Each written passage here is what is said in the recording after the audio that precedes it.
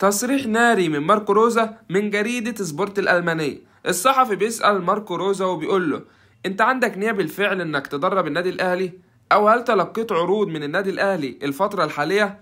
فماركو روزا بيقول له: نعم، هناك نية ورغبة داخلية، وانا شخص يعشق التحديات، والنادي الاهلي يمتلك شخصية فريدة، نادي يبحث عن الفوز دائما، لا يرضى الا بالبطولات، وله قاعدة جماهيرية كبيرة جدا ولا مثيل له، وهذا النوع من الأندية هو ما يحفزني كمدرب. الصحفي بيتابع كلامه وبيقول له: طب انت تابعت النادي الاهلي في البطولات الافريقية وكاس العالم للأندية قبل كده؟ فماركو روزا بيقول له: تابعته اكتر من مرة، خصوصا في كاس العالم للأندية، وعجبتني شخصيته القتالية والهدوء في الملعب والإصرار على الفوز. ده عندهم تنظيم مميز داخل وخارج الملعب رهيب، وده مش شيء عادي، ده شيء نادر جدا، وده يدل ان النادي ده مؤسسة كاملة. بيرد عليه الصحفي وبيقول له: يعني مفيش هناك اي مفاوضات او تواصل حدث بينك وبين النادي الاهلي؟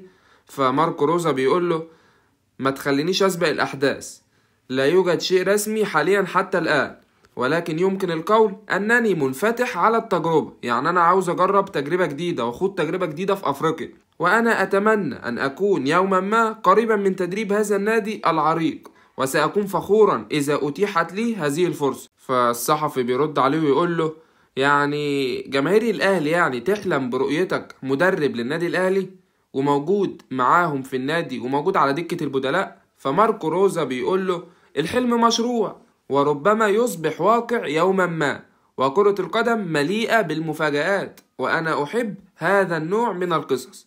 ودلوقتي هلخص لكم كل اللي أنا اتكلمت فيه في 10 ثواني 20 ثانية بالكتير. في لقاء صحفي مع المدرب الألماني ماركو روزا، سأله أحد الصحفيين عن إمكانية تدريبه للنادي الأهلي، فرد ماركو روزا مؤكدا أنه نادي عريق يبحث دائما عن الفوز والبطولات، وقال إنه يحب شخصية الأهلي القتالية ويتمنى أن يكون قريبا من تدريبه يوما ما، موضحا أنه منفتح على هذه التجربة إذا أتيحت له الفرصة. ده كل اللي اتقال وبس كده.